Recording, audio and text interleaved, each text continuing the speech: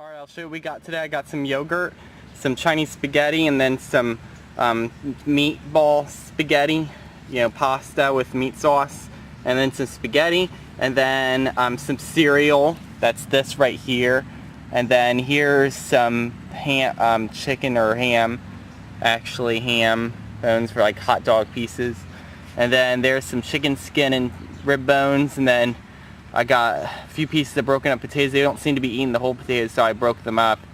Maybe it's just getting dried out. Maybe that's why they won't eat it. And then popcorn. And then some seasoned french fries dipped in water. And then behind that I have some beans all mushed up there. And then some Reese's Pieces. And then 3 subs of corn. And one of them is a whole piece of corn. I accidentally poured the rice right there too. If you can't see it, there it is. So I'm sure the house sparrows will end up eating that rice right there. So we'll see what we get, and when the popcorn starts disappearing, we'll see what they end up eating next. So here we go.